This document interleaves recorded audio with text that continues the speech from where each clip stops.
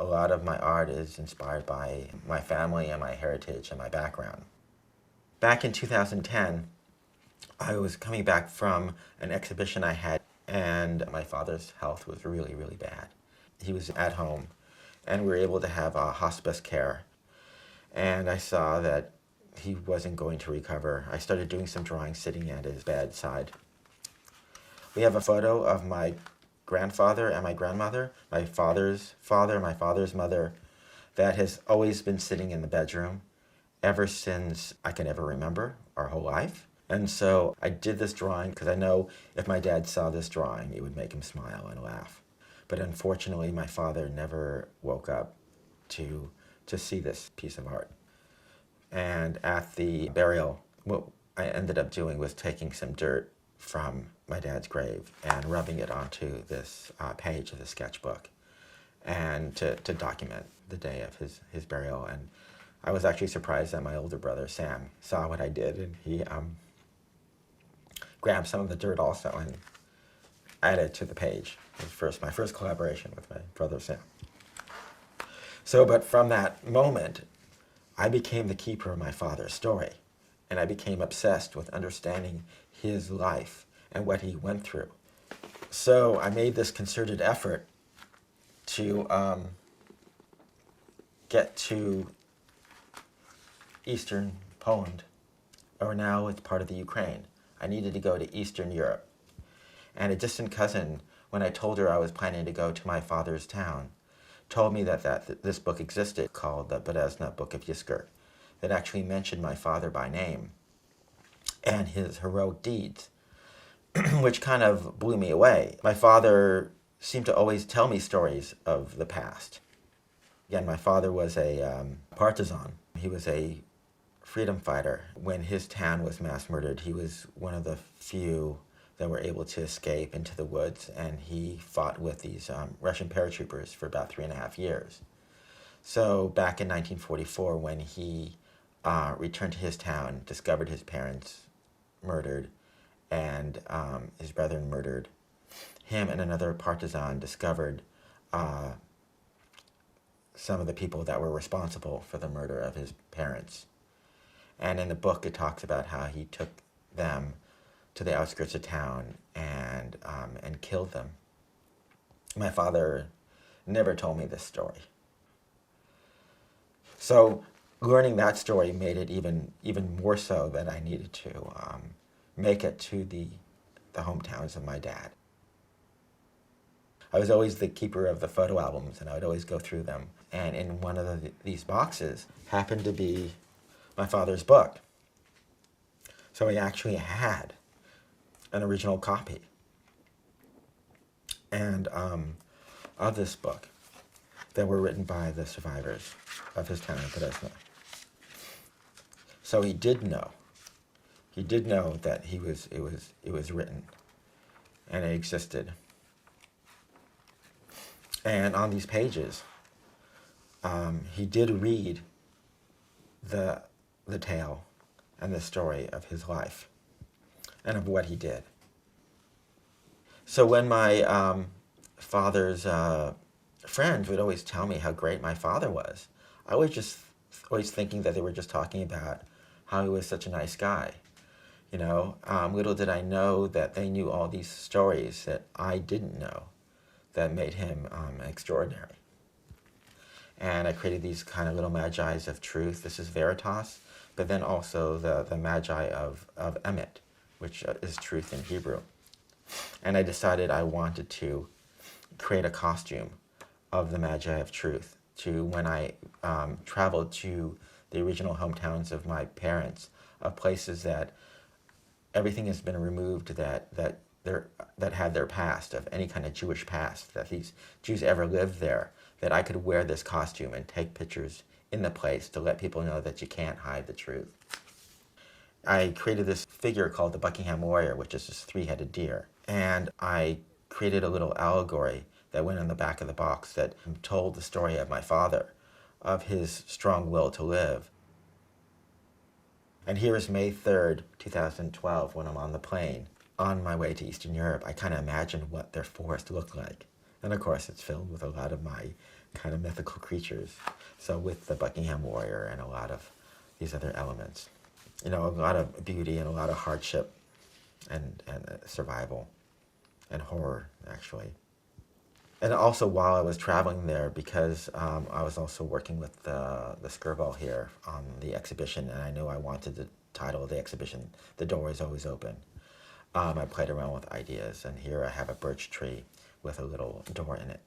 Now the birch tree plays a big role in my new body of work, in that my dad's town was named Berezna, and Berezna means birch in Slavic.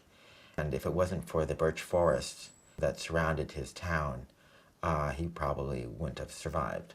So for me, the birch forest plays a very magical and mystical and important role in keeping the few Jews that were able to live by protecting them inside the forest. And while we were traveling, we found the address of where my grandparents and my father used to live. I was so excited.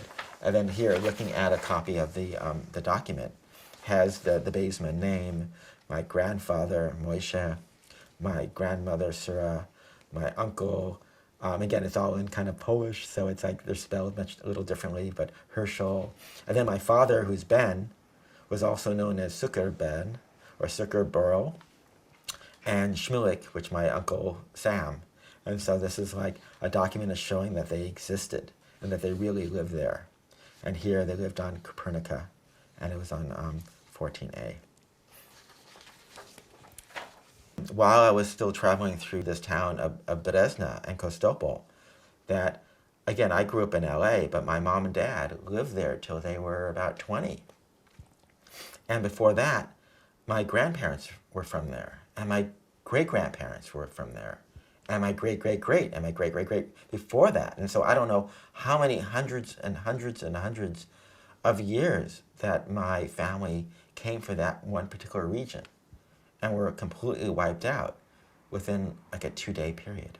So the closer I got to my parents' town, I needed to, in my own way, write down my own little family tree of the Baseman side and the Litvak side.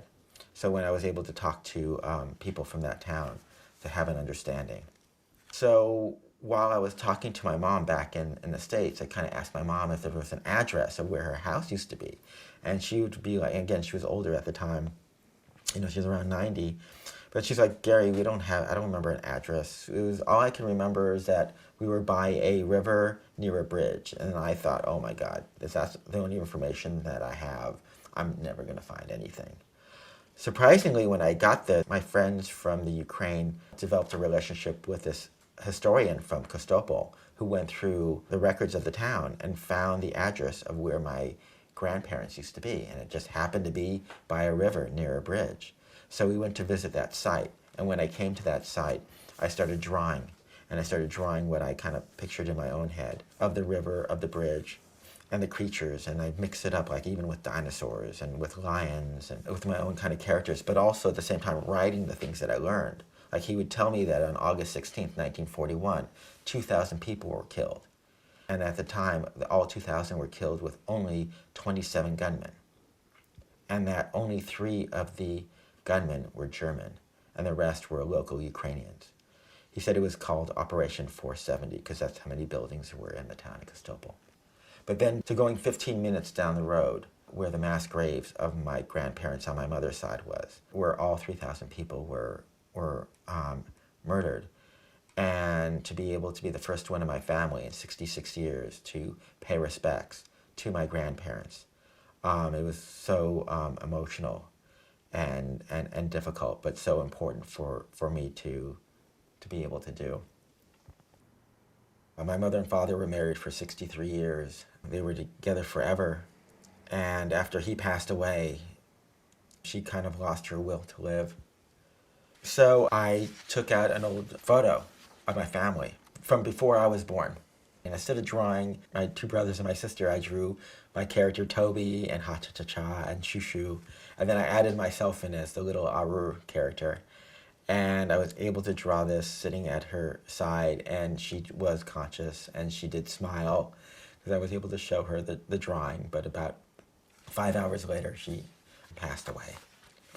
And what I did, I drew my mom's wallpaper that's in the hallway that I grew up in during my lifetime, and the sadness of my characters, knowing that I lost my mom. And the day after, in the morning of after my mom passed away, I had breakfast with my two best friends from high school, my friend Seth and my friend Barry. And we went to Cantor's, which was the restaurant my mom worked at for 35 years, in the bakery. And so I started this drawing there. And took the parking stamp from Cantor's and kind of left its mark with my little shoo-shoo angels in a way.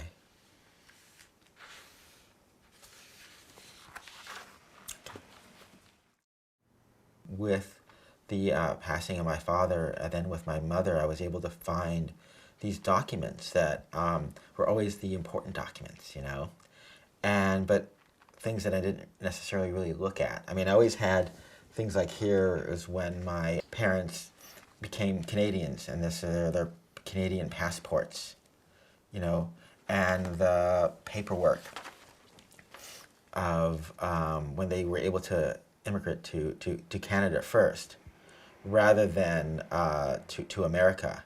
And once they were Canadian citizens, they were able to come here, and here is a certificate of a visa to America. And my parents were so proud when they were able to become American citizens. Now, I was the only one in my family that was born here, but for my father and my mother and my two brothers and my sister, it was such an important thing. And these are these documents that were just something that they were extremely proud of. While I was going through my parents' paperwork, I discovered these other papers that kind of like I found really, really interesting. I found these paperworks from Europe that my father's name is now Suslem Lipstadt. And I'm like, what? What is this? And my mother and my older brother is like, Balya Lipstadt. I'm like, okay, what's going on here? Something that they never even really told me. And finding that there's paperwork with their fake names that probably helped them get into America. And I'm not sure exactly why, or why they needed to use these other names, but I'm sure it was important in their way of surviving.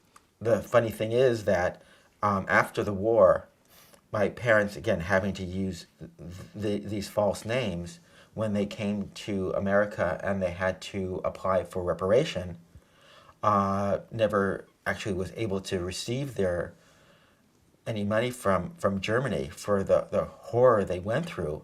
And that was because of when they were dealing with legal documents and having to document everything. Nothing is clean and simple. One really, really important document that I did discover, and this was in a vase in my mom and dad's bedroom that probably sat there forever. And I'm like, what is this? And I opened it up. And it's this letter, and it's my dad's handwritten note of the camps that he went through in World War II. This document to me is like so important, and it's falling apart and it's frail, but it just is my memory of him, of his memory of his survival.